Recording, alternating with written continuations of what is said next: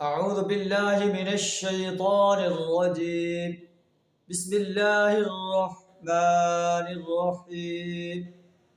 ولا تتخذوا أيمانكم دخلا بينكم فتزل قدم بعد ثبوتها وتذوقوا السوء بما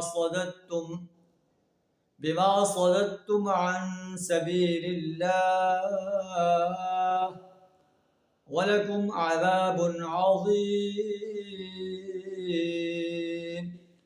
صدق اللہ العظیم.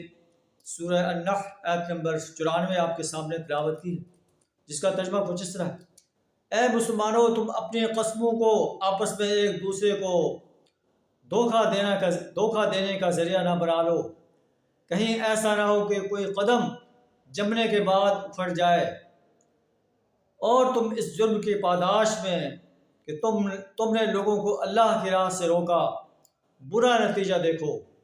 وَلَكُمْ عَذَابٌ عَظِيمٌ.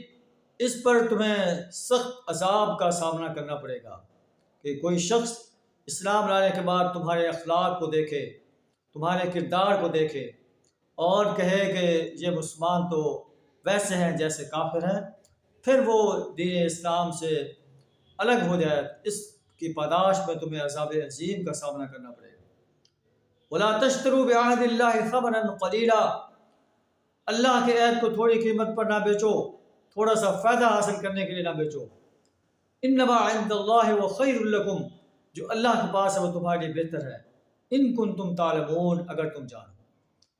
جو کچھ تمہارے پاس ہے ختم ہونے والا ہے. وَمَا عِندَ اللَّهِ بَاقٍ.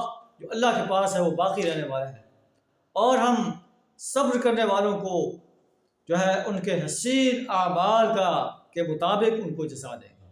اللہ سے دعا کریں ہمیں اپنی قسموں کو توڑنے سے اپنی پناہ عطا فرمائے، اپنے عہد کو توڑنے سے اپنی پناہ عطا فرمائے. وآخر دعوانا ان الحمد للہ رب العالمین.